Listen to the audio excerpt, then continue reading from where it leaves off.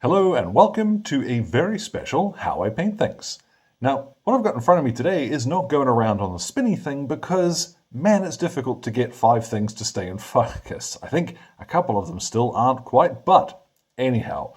These are the Volgan robots from the ABC Warriors, the Increase the Peace starter set from Warlord Games. It is the 2018 licensed box game, and I was quite surprised when they asked if I was interested in having a paint of them, because growing up in New Zealand, we didn't really get 2000 AD, so, I mean, you literally could get it, but it wasn't very common. So things like Judge Dredd and ABC Warriors and that were not terribly, popular when I was a kid. So getting a chance to go into something quite this uncommon to me was a lot of fun. Anyhow, what I'm going to show you was all done in one go. So this is an extremely quick method. I quite enjoyed doing it, and all of the paints, including the basing stuff, will be in the description. So let's get started. Now these AK-47 guys are going to be the easiest thing in the world to paint. I've started by priming them in Storm Vermin Fur, which admittedly you can't get anymore. The reason why is because ordinarily I would recommend priming them in Mechanicus Standard Grey. So I'm going to put that in the description as what you ought to be using. I just couldn't find mine, so I started from this instead. By the time we're going to finish, it's not going to matter all that much, and I would recommend any mid-tone grey will do the job. So the Army Painter's Uniform Grey, for example, anything along that sort of line. Just a nice medium grey. So first of all, we're going to lay down the silver colour, which is really going to form the basis of what we're doing. Now here I am using plate mail metal from the Army Painter, and you'll see, big brush, no subtlety whatsoever. We are just jamming this over the entire miniature. Now you can prime using a metallic, but honestly I've had mixed results in this kind of temperature. Like, it is quite cold outside, and it tends to make the metallic flakes in the primer settle a little bit funky. So I would rather spend the time here, and it's just going to take a couple of minutes, so one nice quick coat of silver. Now whichever silver paint you use, make sure you give it plenty of time to dry before this step. What I have here is Algae Green. It's one of the Speedpaint paints from the Army Painter, and we're just going to apply this straight over the top of that silver. Work in one area at a time, so don't just blob it all over the miniature and then try and work with it. You see I'm going for his leg first, and then I will move to the other leg, and so on and so forth, because if you flick around, if you cover it in gunk and you take a little while to go from one area to the next, what's going to happen is it's going to dry funky, and you're going to get unpleasant like tide marks on your work. So this will not take terribly long at all, and it is nice and simple. We're literally just using Algae Green, and I'm going to cover over most of the robot. Now, isn't that simple? That is the quickest thing ever. If you are still getting big ugly tide marks, especially on flat areas, what you can do is add just a single dot of the speed paint medium, maybe 6 dots of speed paint to just one of the medium, because you don't want to thin down the color very much. What you want to do is just change how it flows, and that will help. Now, speaking of the speed paint medium, what I've got here, this is 2 parts strong tone to 1 part speed paint medium, and I am going to go over the weapon and any exposed metal bits left on the face. From behind, like, these guys are still, you could paint the pipes in silver, but so much of them just looks like it is a single solid green. Why not? It'll be nice and quick. So straight over the face with this too, around little silver bits, easy peasy. I'm going to quickly go back to a little bit of plate mail metal and a dry brush. And what we'll do is lighten up the metal, obviously, but you can also, let's spin them around here, just pick some areas where you want a little bit of silver to catch. And it's not going to look damaged as much as it's going to look like the green is very slightly highlighted. So you can add as much of this as you fancy, particularly up around the face, it'll help. Now as you apply that and more of it comes off your brush, leaving less behind, you can start buffing along the edges of the shoulders, along the legs and what have you, and you'll get this cool, almost sandblasted effect. This works best if you are using the base color, so in this case plate mail metal, for your dry brush. If you use a brighter one, it's going to look a little bit mismatched, but this has come out really well. What we're going to do next is some poppy red, and for the first time, a smaller brush. And we're going to use this to paint in these stars up on the shoulders.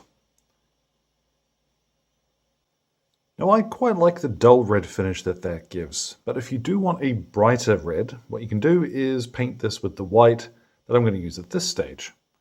A little bit of matte white onto the eyes, or any lenses that happen to be on these guys.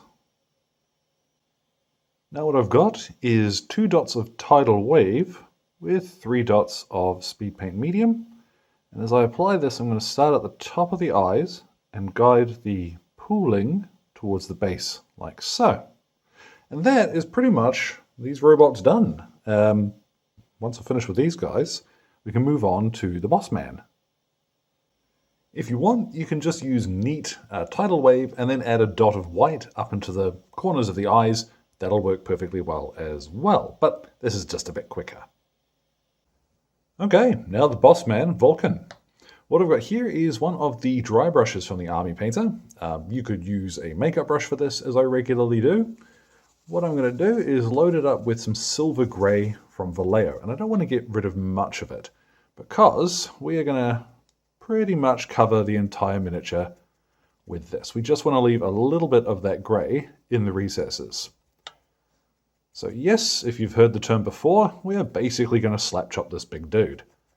So areas where you get a slightly scratchy finish, just wait for the paint to settle, then you can go over them again. Little circular motions will help in some areas. And of course you'll need to reload your brush intermittently. Now give that plenty of time to settle, and what we're going to do then is the same thing again with some white. But this time we're going to concentrate only on higher areas and parts that we really want to catch the light. So along the front of his jacket here, this is prime candidate.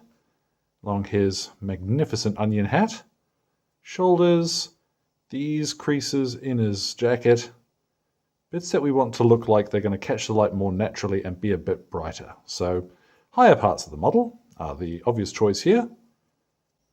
Now it is fairly subtle on camera, but you might see some of the white catching those edges. I probably put a little bit more on than I needed to, but I'm confident that is going to look just fine. Now what we're going to do is to mix up our speed paint, because if I apply this straight from the bottle, his coat, that is a lot of area to cover, and we're going to run into that tide mark thing I mentioned earlier. So what we will do instead is to put our big guy aside for a moment, and we're going to mix this in with some speed paint medium.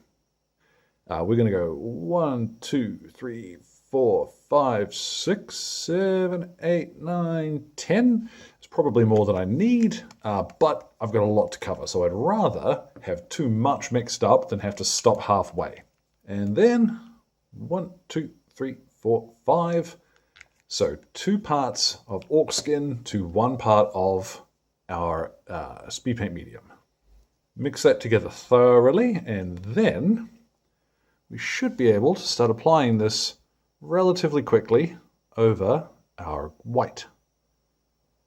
So slow down as you approach those edges, but as much as possible, try and keep your brush going in the same direction, because that'll help the flow and how this collects. So I'm going to work quite quickly here. Starting at the top, drag my brush down, and yeah, otherwise we're just applying speed paint as we normally would. So I'm now going to work my way around the entire jacket. My goodness, there is a lot of them. But yeah, this is none too difficult. Use a nice big brush for this. I am using the medium shade brush from Citadel here. But this will come back in a couple of minutes. Have a look at what I've done with that. Now that will always look much better once it's dried. In particular on the smaller area here up around his collar, I did swap to this smaller brush quite quickly while I was working. But as you see, guiding the speed paint where it needs to be, you're going to have a much better result. What I'm going to move to now is Grim Black. and there's a few bits which we're going to do with this. I'm going to start by painting in the interior here of his robe, carefully up against the green that we've already done. And then what I'm going to do is basically, no problem, we'll touch in the ribbing on his center here, which I am going to do off camera because it's going to be a little bit easier without this in the way.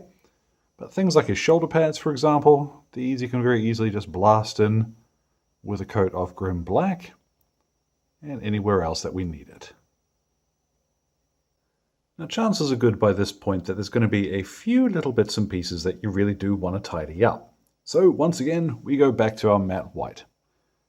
I have found that it is better to go slow and try and avoid making any tidy up necessary, but it is kind of inevitable. So let's just clean up any little bits of previous adventures. And then we're right all the way back to plate mail metal. And here we're going to paint in, funnily enough, all the shiny silver bits. There's quite a few of those, really, considering how simple the miniature actually is. So take your time and just make sure you grab all of those with this now. Now we're going to shift gears again, and we're going back to poppy red. As much as possible, I want to try and make sure that the colors that we're using on the basic robots are the same as we're going to use here on the boss man. You could use a different red if you fancy one. Slaughter red is quite a neat, almost meaty red, but poppy red is quite nice. So over his gloves, his trim, and the bits on his hammer that are nice and bright red. Now out comes the greedy gold, and we're going to paint in, I'll let you guess, the gold bits. Now this should cover fairly well over most of what we've done, but we might get a little bit of the white showing through. So once this first coat has dried, most places you'll probably want to come back and give it a second. We are going to shade all of that gold and silver in a moment, but first I'm laying down just a little bit of brain matter beige, so there's a bit more character to his face. I don't want to leave it just white and spooky. Very faint bone color is going to work quite well here. Now once all that's had plenty of time to dry, what I've done is mixed up, again, half and half of the Speedpaint medium. And what I'm using for the shade this time is actually Strong Skin Shade. Now this one is currently in the skin tone set from the Army Painter, but it is also coming individually as part of the Fanatic range. And it's, if you've ever seen me talking about Marine Juice, it's pretty similar. If you haven't, then that's going to take a while to explain, but the reason why I'm using this is that it is a dark brown, but it's got just a little bit of warmth to it, which is going to help with the gold's appearance, and it won't make the silver look too grimy by comparison. So over pretty much all of that, and I'm also going to do in his face with this as well. So gold, silver, his face, away we go. You'll see the difference in the tone between that and what strong tone would do, which we've seen over the silver on the other guys. I quite like how that turns out, but there's nothing stopping you from just using strong tone if that's what you've got. What I have done here is mixed up one droplet of the greedy gold and 2 of plate mail metal. What I'm going to do is just very carefully dry brush some of the edges of the gold, just to give that a little bit more depth. When dry brushing his hat, tilt him sideways, and you can flick along those raised edges much more easily. And there we go. Now the last thing that I have done just quickly off screen was to pop in a little bit of that brain matter beige on his face again, because I had sort of over splodged with this wash, but I'm happy with that now. What I'm going to do is go ahead and varnish him. I'm going to do that off screen because it's just going to be coating him real quickly, and I'll do the same to the others as well. Now the basing recipe I'm going to drop into the description so you can follow that one along if you like how this turns out. Ooh, a little bit nervous now. Let's see how all 4 of these guys look together. And so there at last, the Volkhan side of the Increase the Peace starter set is complete. and I actually had a lot of fun painting these guys. Like I said at the beginning, I don't really know the ABC Warriors all that well, so following along with what was available on the website gave me some pretty cool ideas. And I think I may have accidentally stumbled onto pretty much exactly how the Warlord team painted those AK-47 robots. We'll never know. I suppose I could just ask nicely. Now, this was a lot of fun. It was an afternoon's worth of painting. Here's 5 miniatures essentially painted in the time it would normally take me to do one for the channel, so it's not hard. Robots are cool. They're a lot of fun. They're simple. And as with Mr. Saturday Morning Cartoon standing at the back there, boy oh boy is that bright. So thank you again to Warlord for sending along the box for me to have a play with.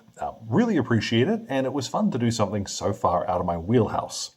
Thank you as well to Exit 23 Games for the light and sound equipment, and all of my wonderful patrons who are keeping me ticking in paints and glue, including my gorgeous producers who are showing up on screen now. Thank you so much, folks. Your support is what keeps me going. Now, any questions or anything, feel free to drop them in the old comment box below. My Twitter and Instagram are both linked there too.